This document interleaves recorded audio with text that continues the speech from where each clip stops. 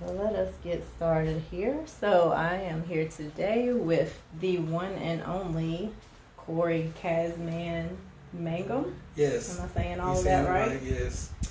Okay, Wilson's very own Tasmania Entertainment. Yes. Established in 2016. Awesome. So, Corey, is that okay? Yes. So I love the name CazzMann. Thank you. What's the inspiration behind that? Inspiration. My name used to be Casual C because I grew up in the 90s. I used to go to school dressed up all the time, wearing suit jackets and jeans. And a friend of mine on my streets used to call me Casual Corey, and I spelt it CazzZual. And then by the time I graduated school, I changed it to CazzMann because my last name was Mangum. So I took the Caz and the man and put it together, and there you go. I've been in since like 10 years now. Very cool. All right, so you are in the music business. Yes. So what exactly is it that Tasmania Entertainment does? I'm a full service entertainment company. You know what I'm saying? I do podcasting, recording, DJing, music production, mixing. I don't do mastering yet. I just do mixing. Mostly music production, you know, just to start off with. Okay, cool. Nothing too major. Sounds good. Sounds major to me. It sounds like it. To get into it. Yeah. Okay, so I did ask you what inspired the name, but what inspired the business in itself? Oh man, coming up from the 90s and chasing the record dream back in the 90s and seeing how everything works. After we didn't get our record deal in 1992 when I came back to Wilson, that inspired me to get into the business side of things because a lot of stuff wasn't explained to you until you get there and you don't know what you're talking about. And they tell you need to do this and do this. When I came back, I started reading This Business of Music and Think and Grow Rich was the first two books I read. And then after that, anything to do with the music business, physical wise, I wanted to learn and do it on my own. So it was easy for me to get around besides waiting on somebody else to control my career. You know what I'm saying? Take control of your career. So that's what I did. So it came out to be this. That's awesome. I like it, by the way. It's a very nice studio. Thank you. So you said that you were in pursuit to be an artist in the music industry. So are you gonna like be a rapper? Yes. Oh, so when you say you ventured off to do that, like, did you go to like New York or LA or somewhere? I've been to New York and LA. First time we was in New York, and we was I was in a rap group called CPR. That was back in the 90s, and we was doing business with Heavy D. Remember Heavy D, the rapper Heavy D for the past?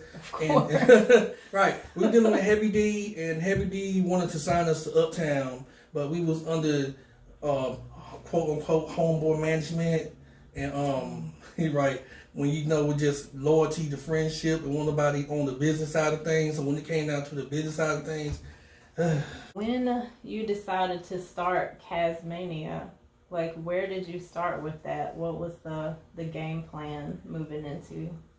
Well, putting music out, like 2015, 2014, I had an EP out called Cheap Thrills, and I've been putting music out, but this time around it was like an actual EP, and putting it online. That's when everything online was starting to blow up, so I was like, I had to have an established business, so I am LLC, you know what I'm saying, to do everything. It's just that I wanted to get more, you know, together, structural wise and on paperwork wise, and be a legit company.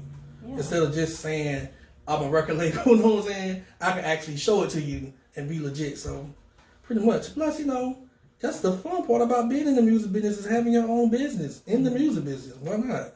Yeah. But like, what would be the point of doing this if you're not in charge of your whole destiny? How was the process? Was it an easy process, fairly? No. No. You gotta have, the reality is you gotta have some finances. You know what I'm saying? You don't need to have $1 million. You can take $5,000 and flip it. You know what I'm saying? And to get the main thing you need, which is your recording equipment, then have a budget for your product, and have a budget for your recording, your visual stuff, and have all your social media stuff together, and then just go for yours. Basically, it's not a hard process. It's just a process. You know what I'm saying? Gotcha. So don't come overnight. no. A lot of people think that, but you really got to sit down and make a plan. Write your plan on paper so you know the structure of it. So then when you try to do it, you don't go, oh God, I don't know what to do. Follow your plan. It's that simple. My teacher's gonna love that. Hey, teacher, she gonna. Yeah. Is the business at this point your only focus, or do you have other work that you have to focus on? Right now, this is my main focus. You know, because I put a lot of money into this, and I ain't gonna say a million, no, a lot of money, Well, but enough, right? Have been trying to piece my stuff together, and I can look around and tell that you put some money into Right. it. So, yeah, It's the way the business is now. It's like I would love to have it to prosper to make money where I'm just doing this full time. You know what I'm saying? Far as producing artists or doing the podcast with sponsorship or, you know, DJing or whatever, anything that can make this equipment work for itself. yeah. But, you know, a lot of people just think I'm in here all day just in here just doing nothing. No, I'm online spreading stuff out as much as I can, because when you're sitting on all this stuff, you don't want to just sit here and get dusty. What do you think would be the point where you say that you've made it, like, success-wise? Wow, that's a good question. For me, after doing this for so long, it's just to have consistent income coming in so I don't have to work a job.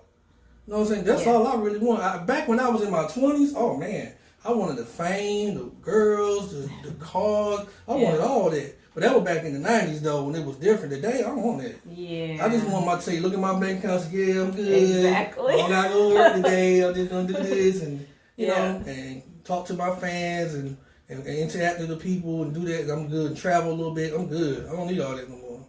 I'm 47 now, so it's a whole different ballgame with me now. Now, with 27, maybe, I want the fame and the fortune. I want all that. Now, nah. Okay, so as far as your, like, artistic journey, can you walk me through that? And you can go back as far as you want. Wow. That's a lot. Okay. Okay, first of all, I'm from Wilson, North Carolina. I moved to Philadelphia in the 3rd grade, came back in the 9th grade. That was 6 years. But before I went to Philadelphia, I was in church, gospel music. That's all we knew, gospel music. When my mom sent me to Philadelphia, it was 1983, and that's when I walked into the city and discovered this thing called hip hop. People break dancing on the thing, you know what I'm saying? All that type of stuff. It was really wide open then. I ain't hear another gospel song after that. It was all about the music. So, seeing my dad with his record player and the Michael Jackson Thriller, the Bars, Nita Baker, Patti LaBelle, Marvin Gaye, seeing how he played his records and how the people were responding, I loved that. So when he was gone, I used to play with his record player. Nice. You know, trying to scratch and messing up his needles and getting groupies and stuff. You know what I'm saying? So then we moved to North Philadelphia in the real hood. Then I met a DJ that was the block party DJ. And I used to just sit there and just stare at him and be amazed. And when I dude, let me come check me out. So I went and checked him out. I went in his basement. He had the whole setup. I fell in love. I was done. It was nothing besides basketball at that time that was impressive to me besides music. So besides that, I just stayed in the house and just studied music. I just listened to music all day. A day for me was getting the tape, opening up the tape, putting the headphones on, listening to the whole tape nonstop, reading the credits. I want to know everything about everything. Like, the biggest moment for me that really got me into it was when Run DMC came out with Walk This Way. And that was like the joint, you know what I'm saying? And then when the video came out, it really made me want to be a rapper. And then EPMD. And then when I was in Philly, the Fresh Prince of Jazzy Jeff was out at the time. You know who the Fresh Prince is, right? Will Smith. Yeah. Oh, yeah. All right. Will Smith was the local dude from Philly. And that really kind of made me really want to be in it, because seeing him that close and doing the touch of jazz and the Parents Don't Understand days, oh my God. We all have our good moments and our bad moments. So can you tell me what was your one of your biggest letdowns and what did it teach you? In music or in life? Both. Oh man, in music, it's being so close to the dream and it don't work out because of you not knowing what to do or how to talk, and it don't work out. And then you try to get back to it, you got to go a whole different route. And then while you trying to get back to it, everything keep changing. Mm-hmm. You know what I'm saying? That's one of them. Personally, it was just like having an opportunity, and I didn't take it because of me being a daddy. You know what I'm saying? Mm-hmm. When I had to make a choice between staying in LA or coming back home to my daughters, and I was like, I chose my daughters over my career, and I was kind of mad about it, but you know, you can't let your kids down like that. So I just chose my kids over my career. I don't regret it. I just get mad about it sometimes. You know what I'm saying? Like, man, I'm like chilling. Yeah. You know, so that's pretty much it. Pretty much my life just being what it is. I just take it for what it is and learn from it. Let's see. Have you done any collaborations? I'm pretty sure the answer to that is yes. Because I think you touched on that. Mm-hmm. So, who with? One of my biggest collaborations was with Tony Briggs. He is from Wilson, but he's the one that created the MC Hammer Pants back in the day. Yeah, he's from Wilson. Yes, he's from Wilson. So the guy who created MC Hammer Pants is from Wilson, North Carolina. Tony Briggs. He left Wilson. I interviewed him for my podcast twice. He left Wilson, got on the bus, and rode the bus to California. Back when Soul Train was really Soul Train in the 80s, and made it.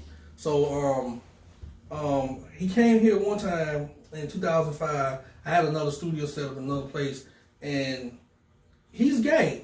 I'm gonna put that out there because I'm not homophobic. I'm just put it out there. Yeah. First I was like, hell no, you know what I'm saying? But then I was like, and it wasn't even me being homophobic. It was just like, I'm a hardcore hip hop head, and you doing this, but I get it because it's still music. So when he came in and started singing to my beats, I was like, it's hot. You know what I'm saying? I was like, okay. So he was like, if I send you a plane ticket, would you come to California? I'm like, man, you ain't gonna send me no plane ticket. Get out of here. He sent me that plane ticket. I had to make a decision. I was like, I'm gonna sit here and don't go because of that, or I'm gonna go. I ain't never been to LA. So I went over there. I was kind of nervous at first, but then when I saw the whole setup, I fell in love with LA, and I was like, I don't care what I got to do. I've been doing this music too long. This gonna be the way in. Let's do it. Whatever we gotta do. And here we come with this Pork Chop song. And if you never seen Pork Chop, look it up when you get a chance. And the record got so big, but the on the other end, the business side of it wasn't right, and that what messed us up. And it wasn't even that because I didn't have no control over that situation. I was just the featured artist. He was the artist, and that was his song, so I couldn't do what I wanted to do with it because my mind was like, yo, let's do this, let's do that, let's do this, let's get this money. He was like, no, dollar, and I was like, okay. So that was like an opportunity we missed with a hit record, and that was when YouTube was really just starting to blow up. He up there doing a pork chop, what the hell? I'm sitting here like, what am I doing? Oh no. Right, but it was cool. A lot of local artists, you know what I'm saying? I did do some music for BET one time. Remember when Hell Day was out? You Hell Day. Remember that? They showed Hell Day. I did some music for them one time. Yeah, so, I do. Yeah. That's cool. So actually, that show's hilarious. Right. Yeah. I stopped for a while. I really stopped for like maybe 6 or 7 years. I just completely stopped. Just got a regular job and just did that. And then the internet started popping. Mm-hmm. Then I started to see how easy everything was to do. So I was like, I might as well get back into it. Why not? So did you kind of like give up because the process was just so draining? Yeah. Before we had all the digital stuff available. Yeah. Right. Because it was more like you have to be there. You have to go there. Yeah. You have to, it was more physical than it is now. It's all just press the button. Seeing it's okay, good. That's why now I'm like, I tell my friends that I came up with, like, yo, it's the best time for us, even though they're like, man, we old now. Man, the internet don't care about that no more. We're still here. Right, we're still here. We still have a fan base and the crowd, our age, that still want music. I mean, let's be honest. Who want to hear all this student that's out here now? I'm not judging none of this stuff. I'm just being real. Let's be real. Half this stuff out here is trash. I'm with you. It's trash. Are you working on any projects right now? Yes, that you asked. I'm working on my album called CazzMania. It's gonna be a DJ album where DJing, but it's like a DJ Khaled album. But I ain't gonna be saying DJ CazzMann all through the song like how Khaled be doing. I'm gonna let artists be artists and do their thing. It's just gonna be on top of all my beats. Okay. So, you know. Any secrets you want to spill about the project or artists you're gonna be working with? I got a song with Tamika Tony Briggs just out of here called Model Walk. That's gonna be a summer banger. Excited about that. We're gonna do a fashion show with his clothes. Nice. I'm gonna show y'all that later. We're gonna do that. I have a song with Eddie Jr. called Yahweh. It's gonna be like a gospel type song. It's out of here. I have a song with my partner Reggie Barnes. Got a song. We got some stuff. I got stuff. It's so much stuff. I can't put it all there like that, but it's a mixture of old and young. So it's one of those albums where you can just sit back, put it in, and enjoy it. And you're gonna hear me scratch a little bit. You're gonna hear the music. I might even do a house song, and I might do a funk song. I don't know. Advice for somebody who is actually trying to be a part of the music business, what would you say? Do your research. Do your research. Do some history about what you want to do. Learn about what you want to do. And don't think you all that. Be humble and grateful, you know what I'm saying? Yeah. And let it build up to being that. I think wrong with these artists today is they already think they great. I'm the GOAT. No, you're not. No, you ain't done enough to be called the GOAT. You good. You just be you normal. You average. You ain't there. Stop. Right. Being humble is one. Master your craft. Sit back and just master your craft and respect the ones that came before you. You got to do that. Because if you don't do that, you can't get respect if you're not giving respect. If you ain't giving nobody respect, you can't expect nobody to respect you back. That ain't going to happen because I ain't. Yeah.